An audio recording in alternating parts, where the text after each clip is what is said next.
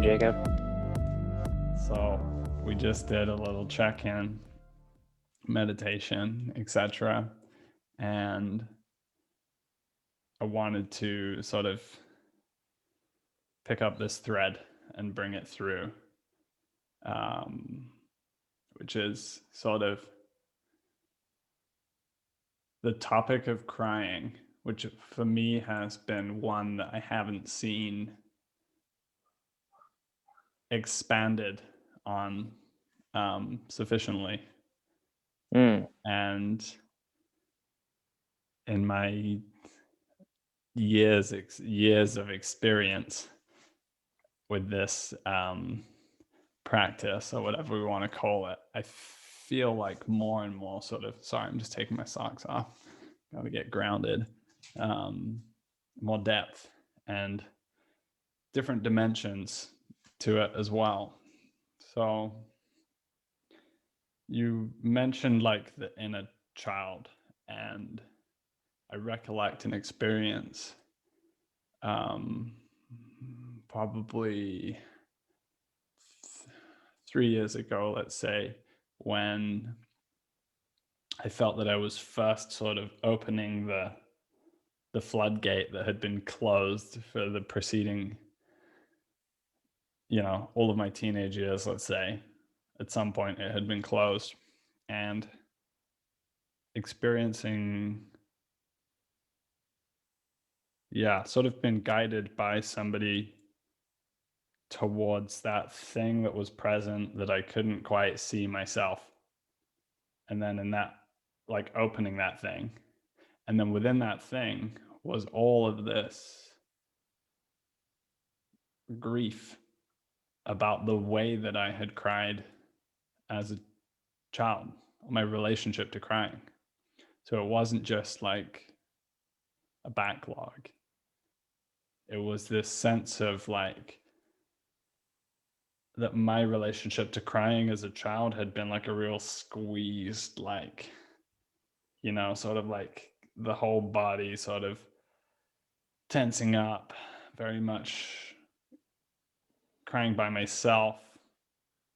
And so there's almost a shame aspect of the shame of crying involved in that as well.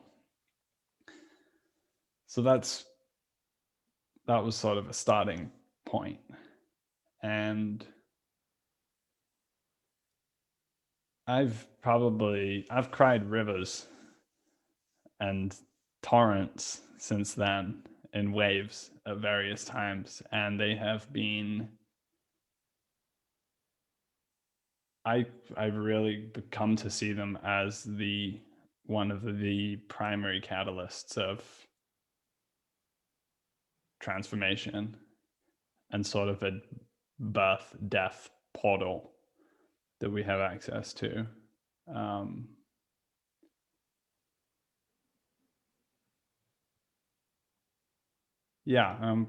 I've got more directions I want to go with this, but I just want to get your thoughts on that so far. Yeah, I'm not sure where. Yeah, there's a lot of different directions that I could go with that.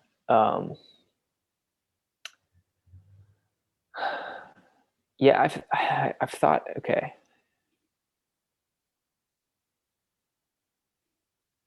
I've thought a little bit about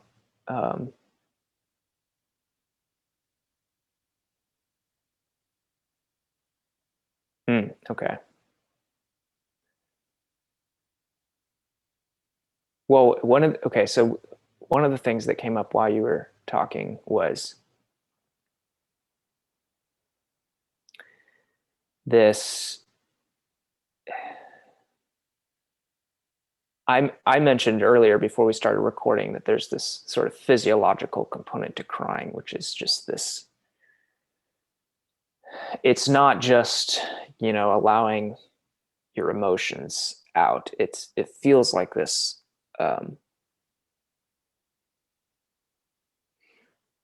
There's energy that's moving throughout my whole body.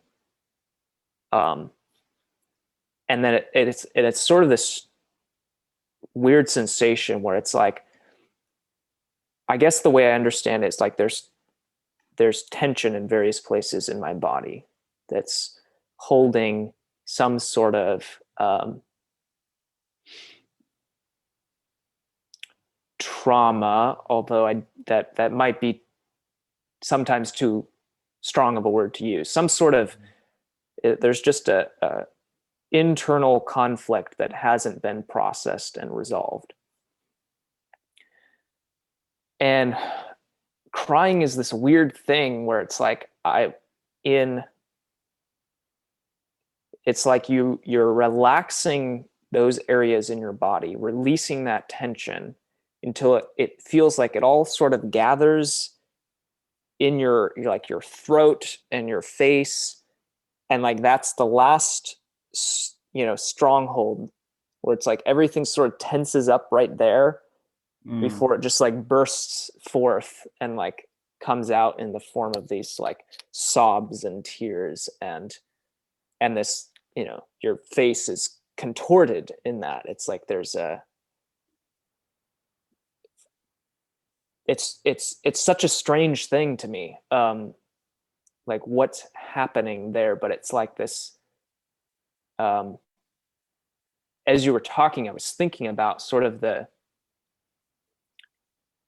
fact of my body and my mind as this self-organizing adaptive system, and that it's like going through these sort of I think Vervaeke uses the term like this point of self, it's this what is it, criticality, the point of criticality in this like self-organized criticality, where you get right to this, he uses this when he's talking about insight. Like insight is sort of this this point at which the way that you are organized internally reaches this point of self-organized criticality, and then something shifts. It's like this huge phase transition, and you suddenly get this, oh, like I've reframed things. And crying seems to be something like that in a much more embodied sense, though. It's like this phase transition, this release, this shift, this reframing of things. But it has this much more physiological sense to it. And I think there's an important point there about the way in which our body is involved in our transformation, our personal development, and our, spiritual transformation. I've I heard someone close to me at some point recently say something along the lines of, basically, as if I can get my soul to be transformed, my body will sort of follow. That was the gist of it. And it, rather than sort of trying to deal with all of the various, physical ailments, it's like, well, if I just get free spiritually, then that sort of like my body is going to follow. And I was like, you can't separate those two. Like you can't separate the sort of transformation of the soul from the transformation of the body.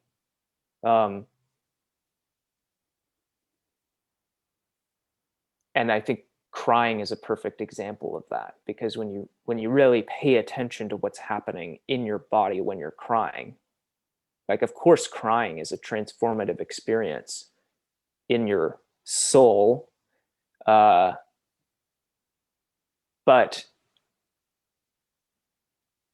I just wanted to draw out the fact that it's a body, like it's deeply embodied. There's a physiological change happening to you, and those, you can't separate those in when we're talking about the transformation of the individual.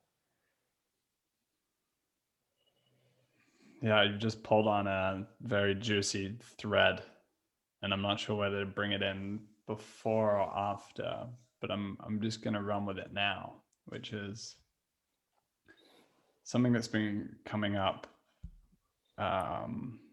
Me and Hannah have been exploring one of the founding texts of Christian Science by a woman named Mary Eddy Baker, and it's called Science and Health, and it's a kind of biblical commentary, and a lot of it is in continuity with what you would know from the Christian tradition. But the thing that's really standing out, or one of the things that's really standing out, is a strong tone that's emphasized again and again that the material realm and the body are illusion, and that the spirit realm is what's real. And this is tied up with resurrection and miracle and so forth. But it's really giving rise to a sense in me that both Christianity and Buddhism have had some sort of deeply inadequate relationship to the nature of trauma in the body. Christianity seems to have had a very body denying nature. It's hence the widespread experience of discontinuity between speech and action, and the tendency for embodied emotional and personality dysfunctions to actually just remain stagnant and unchanged, because that's not addressed at the level of propositional theological argument. Regarding Buddhism, there's of course a tendency to sort of negate suffering altogether. And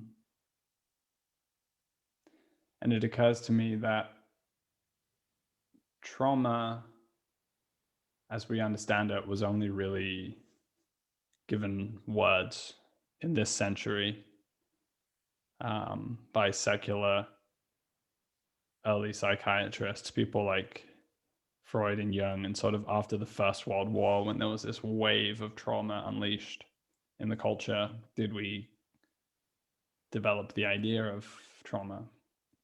So there's a bunch of pieces in the sort of historical landscape that I'm seeing, and the relationship between trauma and sin. Because this is sort of I would say this is the pre-modern container for trauma, is sin. And the sins of the father are carried through to the son. And bad behavior is a sign of sin and poor character. And what I've played with is replacing the word sin with disconnection. And this has been very interesting. And it's somehow served to bridge that old language into the sort of contemporary frame that I have around trauma. Understanding how these dynamics play out and so forth. So there was a lot there on the sort of, in the domain of the relationship between the emotions and the body and our religious inheritances, and why what we're talking about now and the fact that we're even talking about it at all is novel and new. This is not something that could have occurred between men until pretty recently. And being in sort of men's work with some older men has really confirmed this for me, like getting a real like first person view of what things were like 40 or 50 years ago. So holding that bubble there were some other threads that I wanted to bring in as well.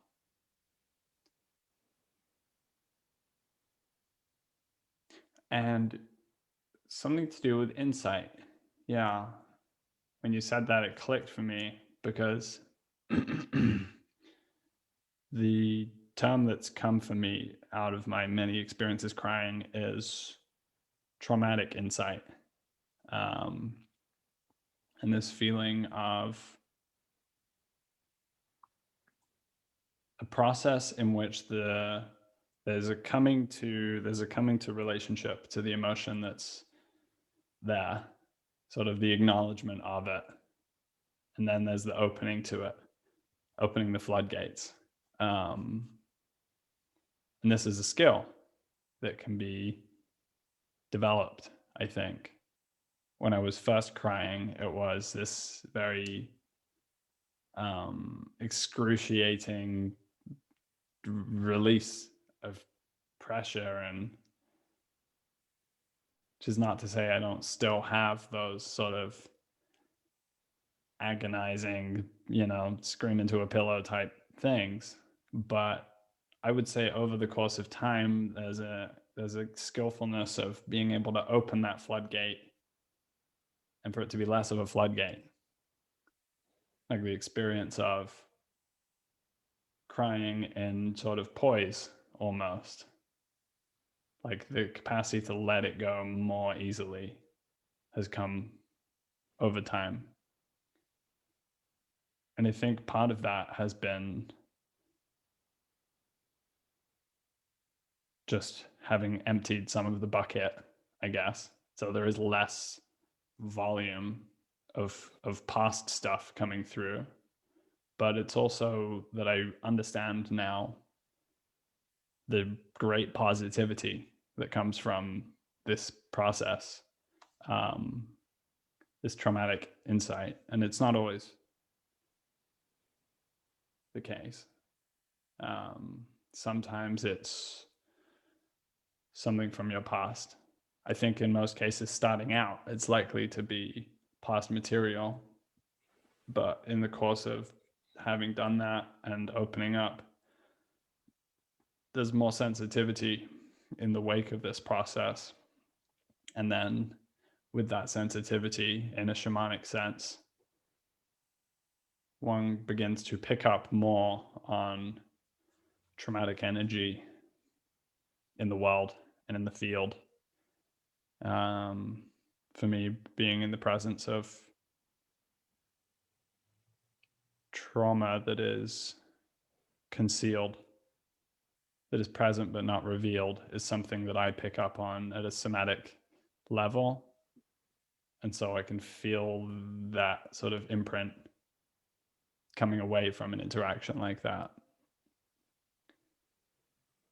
And so in this way, I can pick up the energy from somebody else, and then I'm just carrying it into the rest of my day.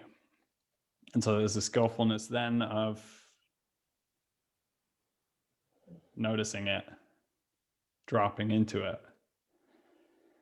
And in those instances, releasing that through crying isn't followed with a memory. So I like to sort of delineate here, perhaps two different kinds. There's one kind which is that really sheer traumatic insight.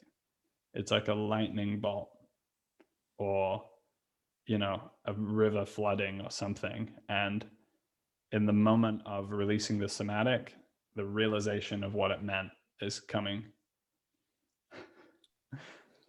Thought I had a sneeze coming there. In the moment of releasing, then the knowledge of what was being held comes after that, or in the midst of that. and I've had this a number of times where like a whole branch of memories that I had sort of been disconnected from is revealed. And this is a wonderful thing, ultimately, because in the process of doing that, you have expanded the small s self into the big S self of all of your experiences more. That feels like spiritual growth, or just growth to me. But then there's this other kind where I have no idea what it was about, and I get that more and more, and it's something, just having no idea where it came from or what it was.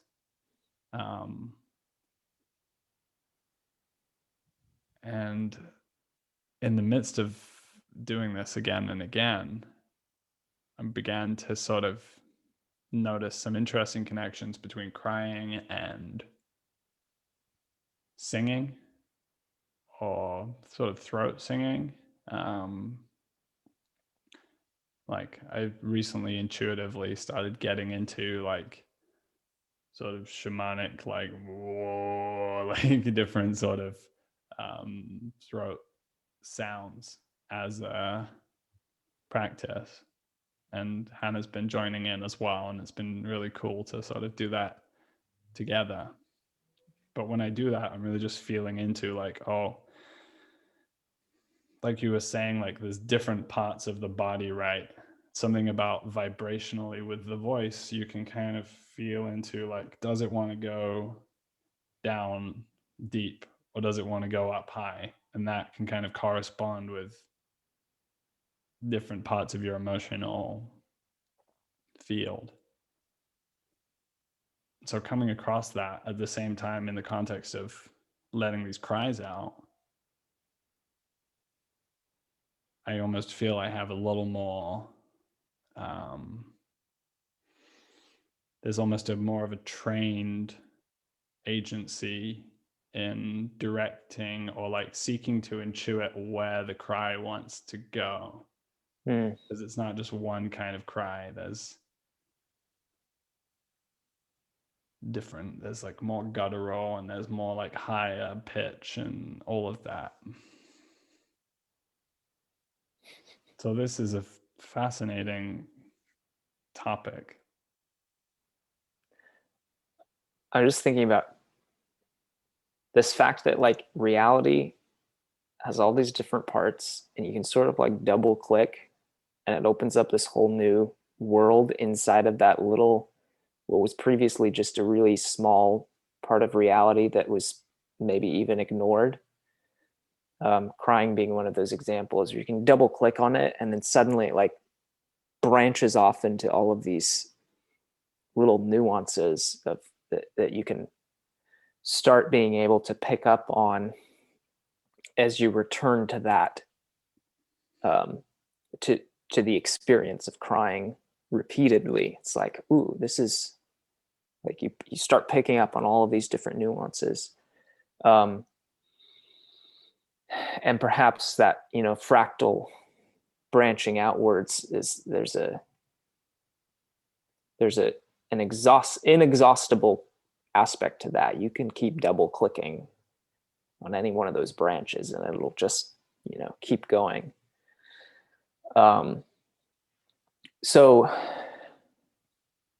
there were a couple things. One important, one thing that stood out to me was when you were talking about you encounter someone else who you sort of can recognize you're operating from this traumatized place, like you can pick up on that, and that actually can often affect you, and you like need to go care for yourself as a result of being in relationship to this person. Like sometimes, well, I need to cry in a way that's not associated necessarily with specific memories from my past, but just like I'm picking up this person's burden in some sense. And when you said that, I was like, oh, this is, there's been an important theme in my life around the notion of boundaries. And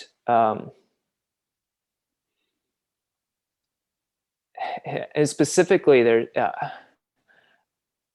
there's a recurring pattern in the last few months for me where I can get to a place when I'm alone, where I'm grounded. I feel grounded and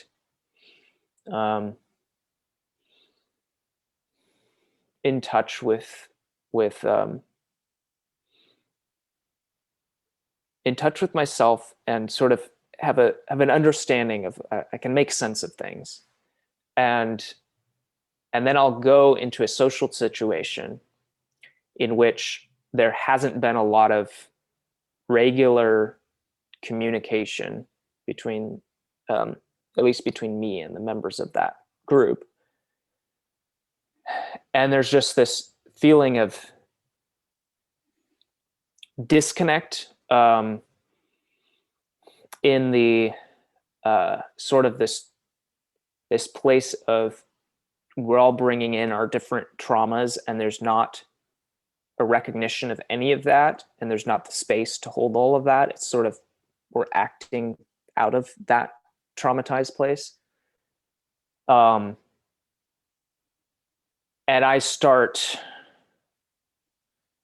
I'll get physically tense, like I start carrying that conflict in my own body.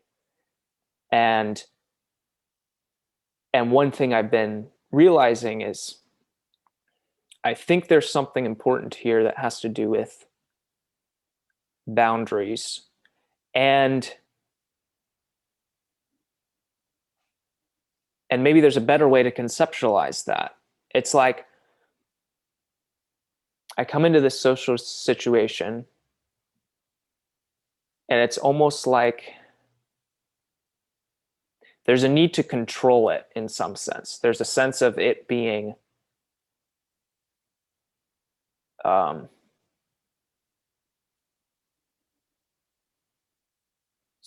another person is coming into this social situation from a traumatized place, and as a result of that, they've got sort of this tight grip on, what's happening right there, right, like right here, right now. And because there's not that like open space, there's something triggering about that, where it's like, now I feel the need to manipulate the conversation, or I need to, there's a sense of like urgency, of like I can't hold that space. What am I trying to get at? There's like a lack of,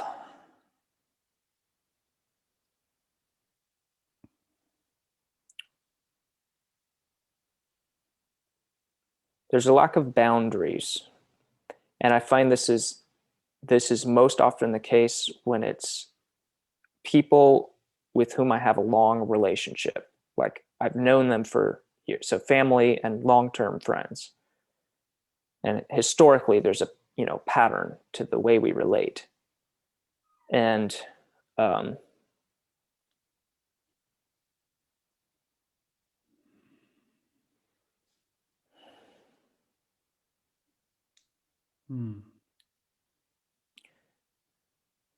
and part of that feels to me, it's like, well, I don't know. Maybe there's I think maybe there's a question here. I'm not quite sure if this is an issue of my not having appropriate boundaries, such that I start getting caught up in their trauma.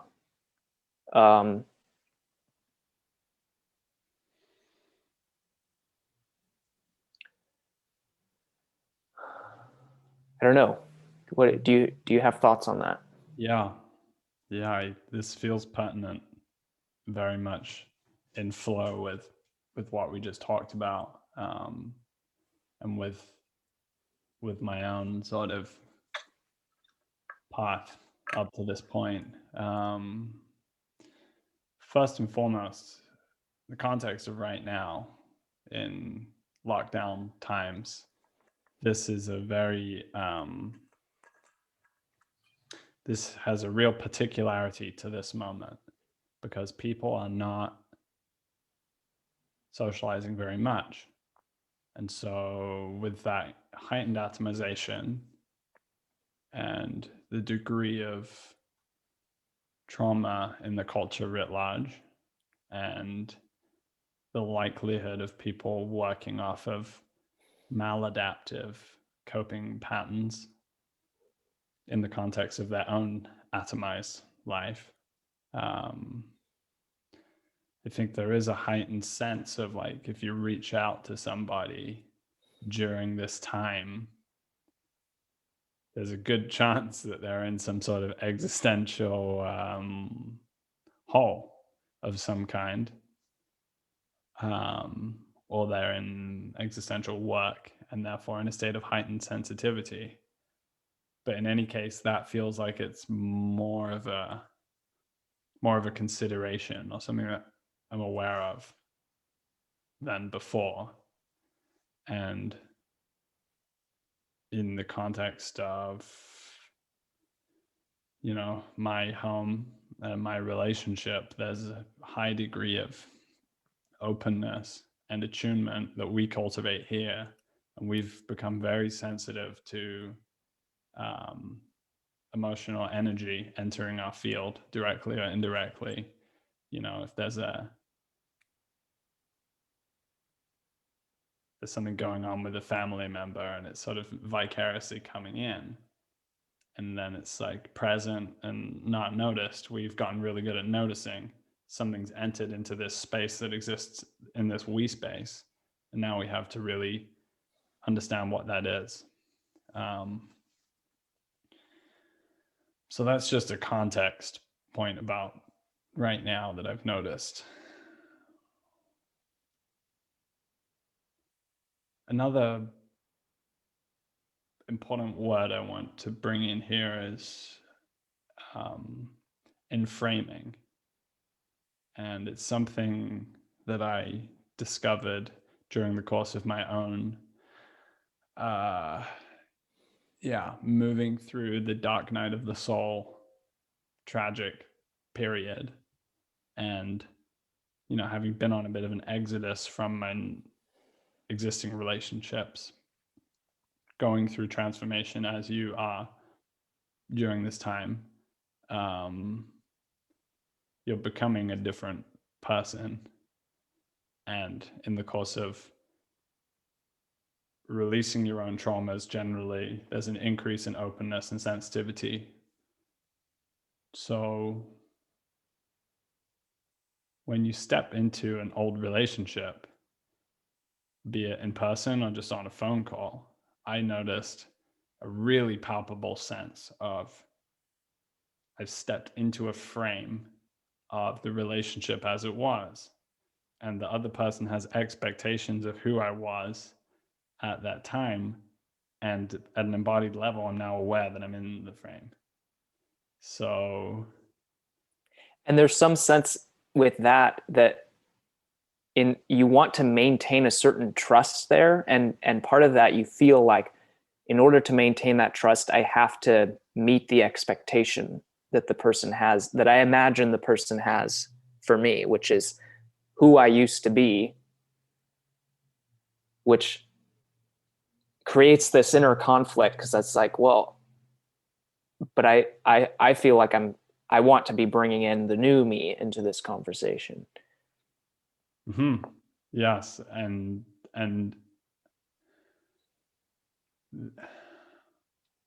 there's a aspect of going through self-transformation processes which can involve breaking off from a lot of existing relationships. Not necessarily like, oh, you know, you burnt bridges or something, just that you withdrew and were on this journey. And then you have these old friendships.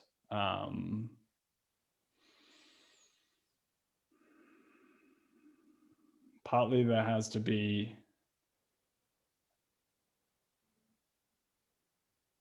the willingness to let go in the context where those dynamics are actually now toxic to you. At the more challenging end of this, there is, you become more open, you become more aware, and now you become aware of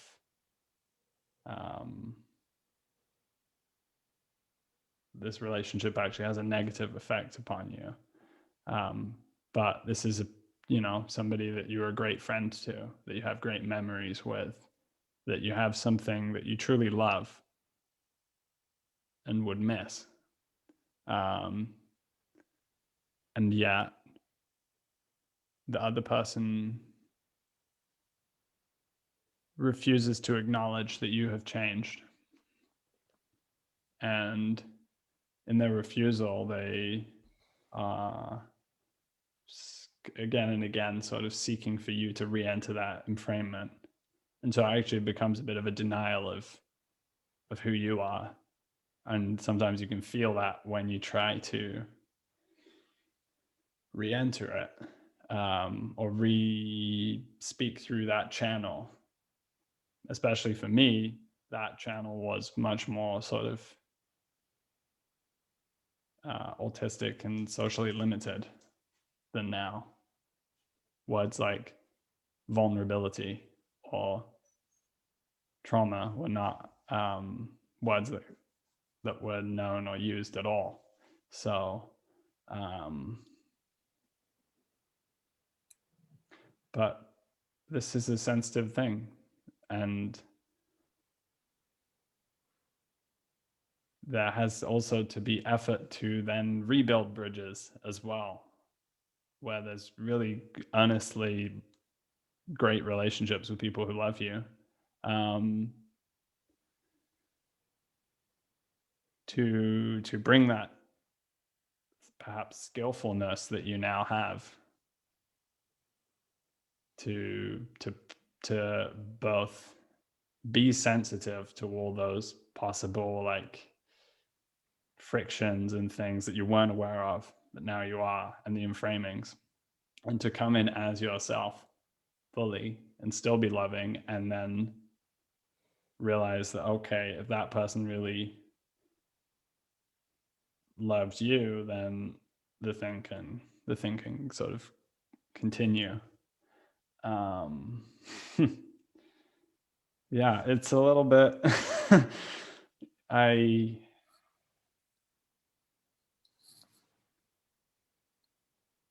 people don't necessarily welcome your transformation. This is one of the big shockers for me, is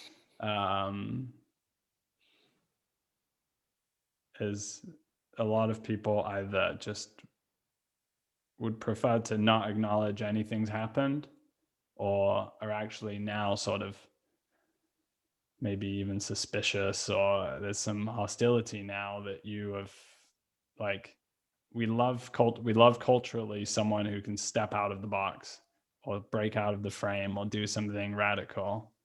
But when you are the one who does it, very often the experience will be crickets or rejection. And so there isn't this like everyone that you already knew suddenly is like welcoming the new you. It's more been like sort of a careful holding of some of those past relationships in continuity with who I am now, and a lot more meeting new people as I am now, with the advantage that I show up as I am, and this is just who I am, and they take it to be who I am. And so there's no difficulty with that. And that sort of can feel like a leveling up sometimes as well.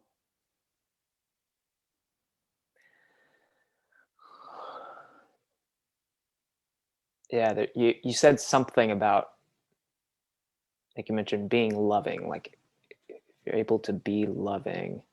And I was going to say love is the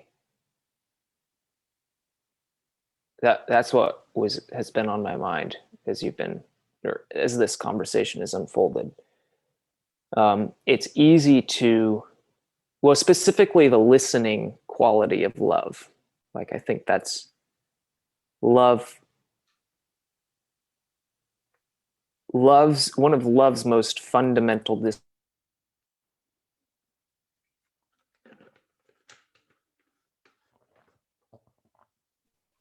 happening now in whatever it is that is being loved. So in the context of another person, um, listening to them, and it's sorry, my internet connection is saying it's unstable. We had a little break up there, but you were just speaking about love and the quality of love is listening. Yes. And I was going to say, it seems like the first level is like, if we're talking about like leveling up, it feels like when you enter into a space that is that you perceive to be loving, in, let's say this is a relationship where you notice, could be subconsciously, but you notice that the person has a disposition of love toward you, and they're listening fundamentally. Like the space you're in is listening to you and responsive to you and sensitive to you. It's like that makes it very easy, although maybe not initially if you're coming from a really broken place. But I've gotten quite used to that environment in more of these sort of online authentic relating dialogos practices, where it's like this, I'm aware that the space is listening to me when I'm expressing myself. And then it's quite easy to reciprocate that, because that's what's happening here. Mm-hmm. But when I come into a space that's not that way, that's sort of, tight and reacting to, in this sort of traumatic way, remaining the person that actually brings in that loving, listening openness into the space. It's like that's where I feel like that's a whole nother level up that I'm really not quite there. And I think that's a yeah, that's the distinction I'm pointing to, is when you're the one entering the space that is not the loving and listening space, and you have to be the one to open up that space. That's where the difficulty for me comes in. Oh yeah, that I call that a God mode move, or a sage mode move at the very least, and it's super pertinent for me, like the depth of sensitivity and listening to the quality of listening that is being afforded to you in the moment of you speaking. And I had, since like the start of this year, there's been a lot more horizontal outreach, and like just having calls with whoever wants to speak to me and who's available to speak and so forth. And I had a number of experiences of that, where here's me coming in as my authentic self, and then I'm speaking, and then just at the moment that I'm saying something, there's this look from the other person. It's like sort of like and that was the look of like, oh, the guard just went up. sort of like a defensive skepticism or something just came. And initially I found this very unbalancing, because my capacity to hold the space and hold the connection was much more reliant upon them participating in it. And so then with their closedness, you close and the space has just sort of collapsed. But there is another way, as you mentioned, and I've recently, sort of as of the last month or so, had the experiences of making that move. And I think that move has to come from a place of your cup being full, such that you see the guardedness and you see the listening that's not listening, and you still are able to seclude it with your own field of openness, that it's so stable that you can bring someone that's closed into it and it doesn't collapse the field. And then actually what you can do is speak truth where it does not want to be received. I think here of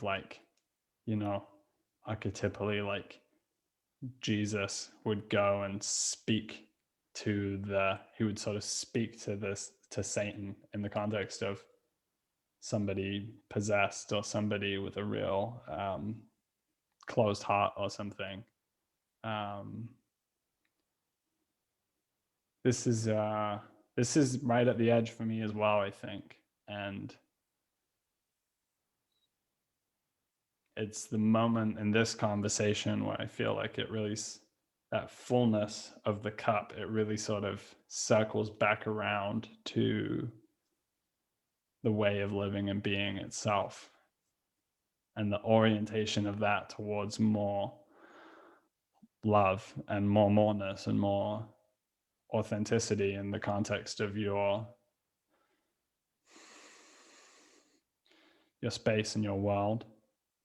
And of course, circling back to what we were talking about, if your world is constituted by a couple of people you can be really open with, but then a lot of different people who to varying degrees are causing you to close, or there's actually an entropic loss of energy in the relationship, or the relationship is toxic. I think those are the same thing in certain ways. Then that becomes very difficult to keep the fullness of the cup. So I guess what I'm realizing in the course of saying this is that the question of right boundary, the question of the sensitivity to energy picked up that's not cleared, and the capacity to deliver that agapic transformational listening is all tied together in what I would broadly feel to be the shamanic capacity, and it's one that I feel I'm being called more and more to develop. And the flavor of my life more and more is that challenges are coming that directly feel like they correspond to where my edge is. There's sort of an initial phase of psychedelic spiritual opening where things happen and you have this sort of looking for a synchronicity, looking for a sign mentality, and you're like, what might this mean? And now it's moved more into, oh, okay, now it's this one. Yeah, this is precisely what we, in the context of me and Hannah, needed to address at this moment in order to continue down this path to the next stage.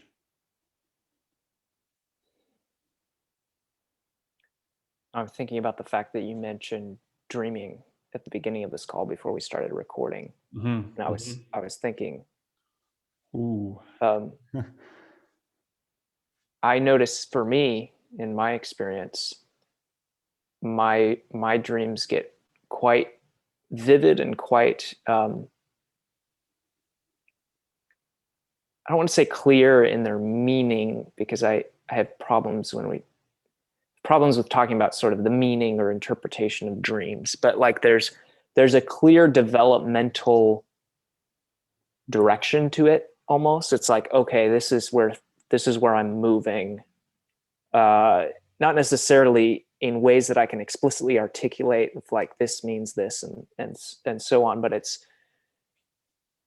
they're vivid dreams that have a clear, like, ooh, like this is something I'm processing and going through. Like there's transformation that's being undergone right now in my life. And that happens at times when I am also noticing in my waking life, like I'm putting myself at the edge. There's a courageous move toward the edge of chaos that I am making in my life, where it's like I'm right where I need to be in terms of I'm not sort of withdrawn and in this place of stasis and stagnation, but I'm also not in this sort of scattered, chaotic state. It's like I'm right there on the edge, and that's where like the creativity comes forth in its best form, is when I'm putting myself right there at the edge, and it corresponds to my dreams come alive, and so I just wanted to connect the dots there because that seemed like a relevant. Seems like there might be something to connect there. Yes, very much so. Although I'd say my dreams can shift and morph between things which I can quite straightforwardly interpret, and things which are utterly mystifying and I have no idea where it came from. Yeah, I would say in regards to boundaries in particular, during periods of time where I was already energetically working with boundaries, the dreams were coming through of, a threat to boundaries. Or, and interestingly, I've had one particular locus of threat to boundary in my dreams, and there's been like a revisitation of this over time in like 3-month increments, and each time the dynamic and contexts are gradually shifting, and so this has been a really valuable measure of progress almost for me, is how those are playing out. But really curious is when I'm not conscious that I'm in some sort of work, some emotional work, and then I have the dream, and then the dream premeditates the following day is the day in which some great thing is revisited or unearthed or something like that. And so the continuity is absolute. So I'm glad you threaded that.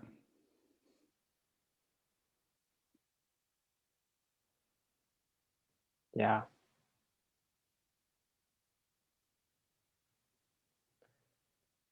I kind of wanted to pick up the thread when you mentioned sin and the connection to trauma. It's sort of just a matter of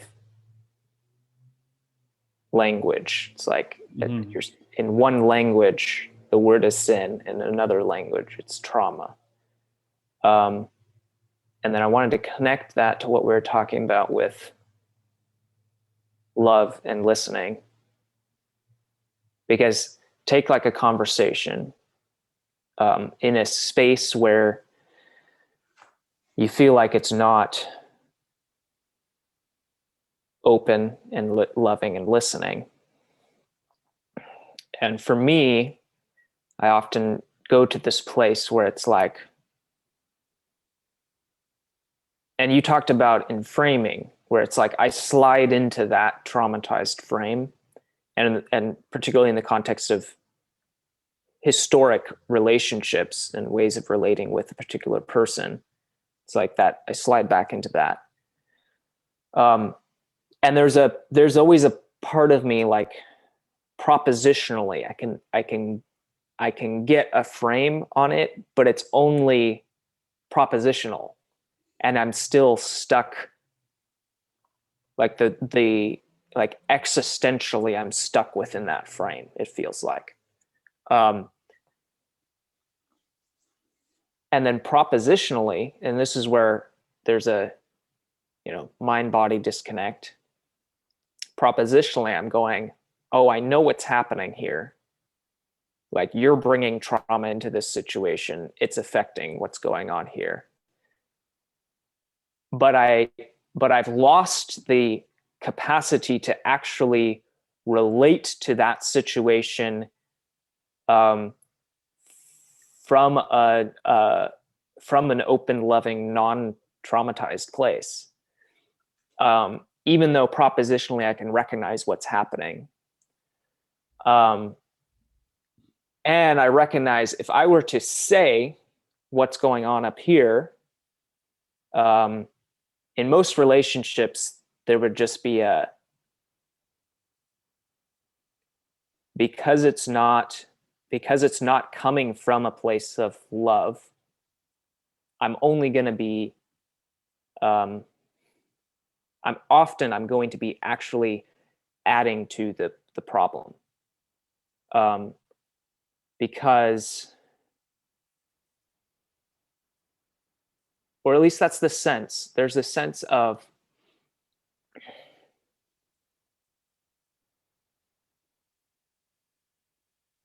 actually, you know what it is? It's like it's the sense that I won't be able to fully express what I want to express. I've got it up here propositionally, but I can't quite get it out. And I wanted to connect this to sin. Let's see if I can do it. Yeah. Okay. So the separation of the propositional from the procedural and the perspectival and the participatory. That in the context of something like Christianity, we've got everything figured out propositionally, and we can recognize like, oh, that person has all of these issues. They're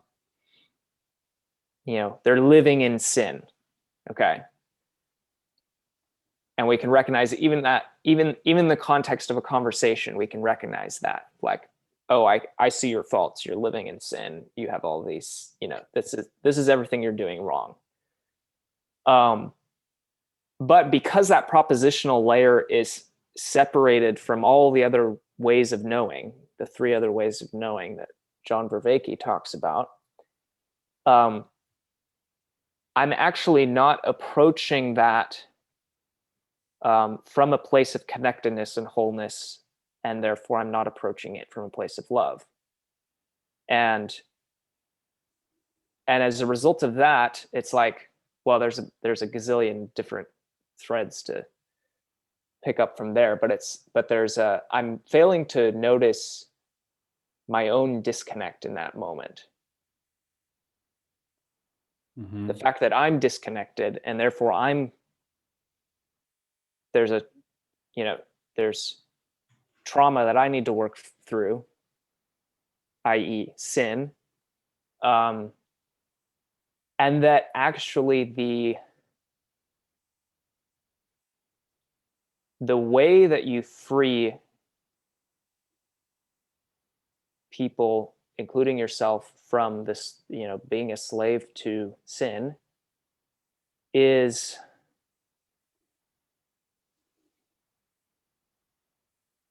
the opposite of what you said. You think, because you said sin, you've come to see that as sort of synonymous with disconnection.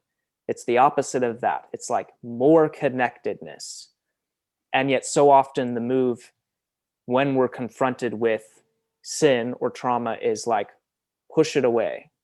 Mm-hmm. And you mentioned like the sage mode or the God mode. In the context of psychedelics, in which I've experienced that mode quite vividly, it's like I can't, there's this commitment to truth, but truth in this way that's deeper than how we normally see truth, because it's more than just propositional truth. It's truth at all of those layers. So someone will express something, and rather than sort of attacking it at the layer of the proposition, because I perceive that it's wrong or incorrect or whatever, or I have some sort of conflict with it, it's like I immediately see where that expression is coming from, all the way down to the depths of that person's trauma. And suddenly I can like, oh, like, well, let me, like, I no longer can shut out that expression and dismiss it as just sort of wrong, because I see exactly where it's coming from, and it is what it is. And the proper move at that point is to just speak to where that expression is coming from in the deepest form, which is the particulars of that person's trauma, insofar as that I know about them. Mm-hmm. And once I've done that, the result of that is like there's just this open seeing, like you just see the truth of everyone in the midst of the conversation, because I've had the sight, that that sagely sight into each and every person, and I've spoken to that, such that now there's that openness has been I have opened up that space, and I've helped everyone else to open up and connect to themselves. So it's like that sage-like figure, that figure who speaks the truth, connects, like that is the antidote to sin in some sense. It's like, oh, well, that's just Christianity. But you've got to break it apart into all of these layers, and realize that you can't just sort of hold Christianity at the propositional level. It's got to be deeply, deeply embodied. Yeah, and it strikes me to circle it back again, and in circling it back, embodying something about dialogos. I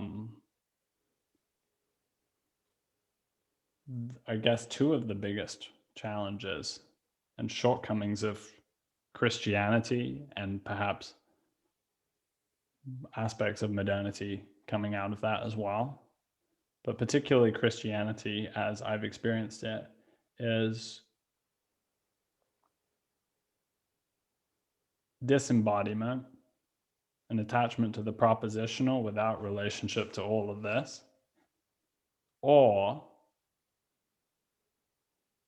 the opening up of deep vulnerability without the appropriate and deep relation to boundaries.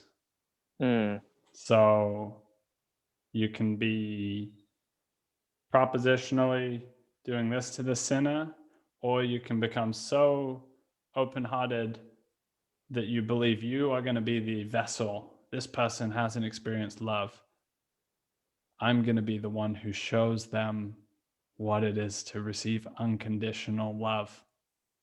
And this is really, really hone in on this.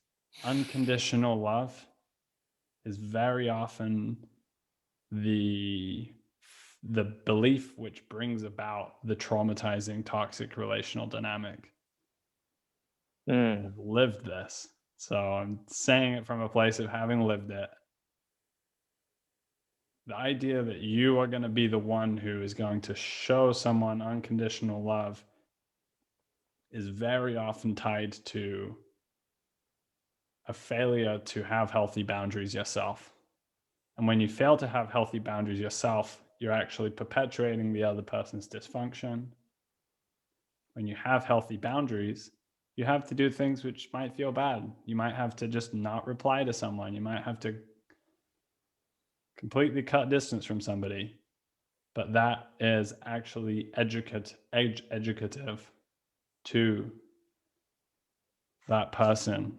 And one of the sort of most important things that I've been taught by certain sages is when they've like really touched my life and then totally ghosted and like kept the boundary. Yeah. That was really relevant and important. And so dialogos is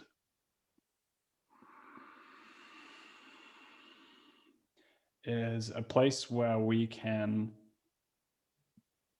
hone our ear to the logos together and hone our listening. And in doing that, when you encounter the person in sin, fragmentation, disconnection, you can really listen for the logos of that person, and it might be incredibly scattered. And so what it really is that very open, sort of shamanic, psychedelically informed listening, where you can hear these different pieces which the other person does not see as connected in any way. Sometimes they're thrown out as little fragments, and you just allow it all to emerge. And then sometimes, as you were saying, the entire complex that's holding them where they are in the story that they've been telling themselves, that's kept them where they are,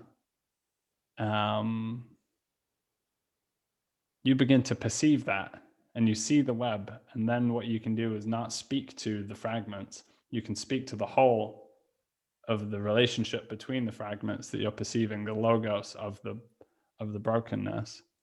And in doing that, hopefully embody the right mixture of agapic love and healthy boundary. And that's what I really see the role of the dialogic practitioner to be.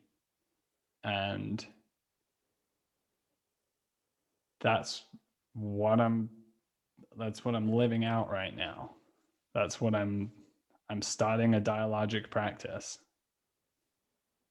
I'm in the process of starting it. It's going to be emerging soon. And these are everything we've talked about. These are the sort of questions and the dynamics. And how do we create, and like, how do we listen for the pattern and the stuckness? And how do we then create and speak into the possibility of potential where it's not perceivable? I know you've got a time check, so update me on that, and then we can sort of go from there. Yeah, I should probably get going pretty soon. Maybe just like a little another 5 minutes to close out. Yeah. Awesome. Yeah, the I think there's a correlation. You mentioned the disembodied propositional. It doesn't have to be I'm just using Christianity sort of as an example here, and the notion of the sort of savior complex of like, I'm going to be the one to show this person unconditional love. I wonder if those two are in any way correlated. If those tend to go together, the disembodied propositional and that savior complex. And yeah, just like I think the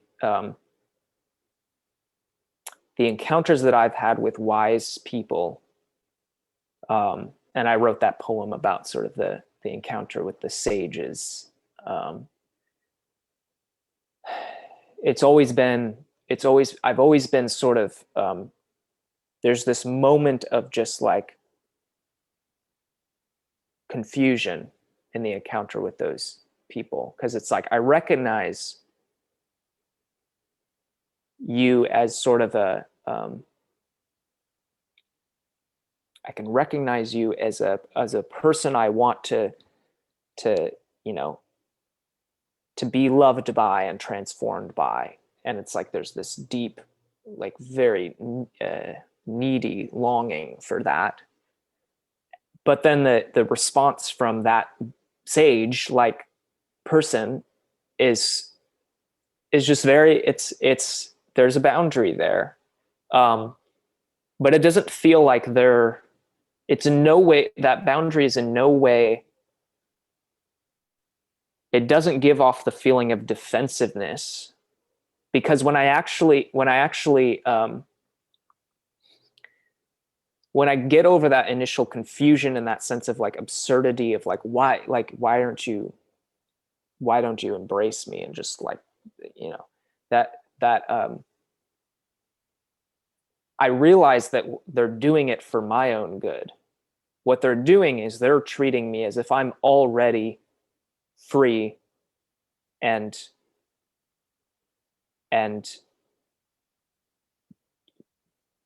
they're treating me as if I were free, and they're seeing my potential, like who I could be through that, and treating me as if I were who I could be. And rather than sort of this trapped, withdrawn, traumatized individual, they're treating me as if I'm fundamentally free to choose for myself. And then when I get that, when that like clicks, and then I proceed to choose for myself freely from a place of, well, I get that, and there's just this like I talk about in the poem, it's just this wave of love, like, oh, I didn't know that this is what love was. It's not someone sort of, oh, here, let me comfort you and like carry you. It's like, no, let me show you that you can already get up and walk for yourself and make your own choices. And that's like, I think about Forrest Landry when he says, love is that which enables choice. It's like, you could think about that for forever and never get to the to the end of that. It just is, love is what affords the ongoing complexification and expanding potential of a person.